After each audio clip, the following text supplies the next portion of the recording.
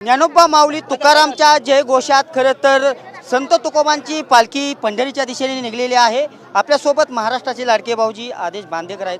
काय सांगाल सर, वारीत आज सामील झालेले आहेत, काय भावना? खूप छान भावना आहे। जगद्गुरू संत तुकाराम महाराजांची ही पालखी, या पादुका आता काटेवाडीमध्ये आहेत। आपण सगळे त्या क्षणाचे साक्षीदार झालो ज्या वेळेला मेंढ्यांनी रिंगण घातलं आणि सातत्याने गेली 10 ते 15 वर्ष मी या वारीत सहभागी होतोय।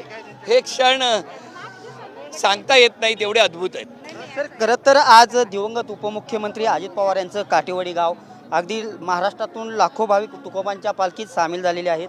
अनेक वारकरी असतील, भाविक असतील, यांच्या डोळ्यामध्ये कुठेतरी अश्रू आहेत, कारण काटेवाडी ते बारामती गेल्या वेळेस दादा अगदी पायी चालत होते। पण काय खरंच आहे, मलाही आठवत आहे, कारण गेल्या वर्षी सुद्धा काटेवाडीत मी होतो आणि दादांची उणीव कायम भासते।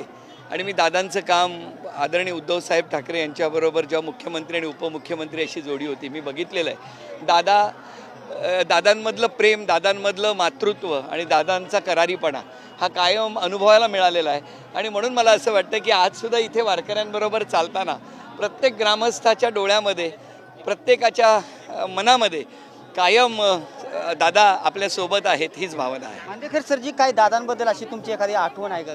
दादांबद्दलची खूप आठवणी आहेत, कारण दादा कधी नाही असू म्हणण्यापेक्षा कसं आहे की अशी माणसं की जी माणसं म्हणजे वक्तशीरपणा काय आहे।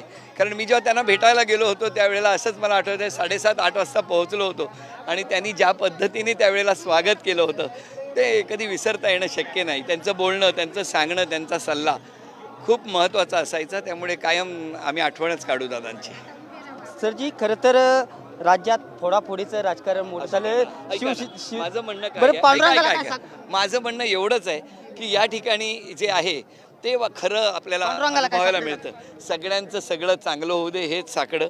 आणि त्याचबरोबर इथं जसं श्रीमंत गरीब, लहान मोठा असा कुठलाही भेद नाही, तोच भेद या ठिकाणी अनुभवायला मिळतो, जो फार महत्त्वाचा आहे। रामकृष्ण आहे आणि तो भेद आपल्याला कुठेही समानता दिसते, ती समानता या वारीत दिसते। त्यामुळे सगळ्यांचं सगळं चांगलं होऊ दे, हेच मागणं आहे देवा। सर्वांचं चांगलं होऊ दे, हेच पांडुरंगाला माझं साकडं आहे, असं वारीत सामील होऊन महाराष्ट्राचे भाऊजी आदेश बांदेकर यांनी सांगितलेलं आहे। कॅमेरा पर्सन विकी चव्हाण सह मी दीपक कापरे, TV9 मराठी, बारामती।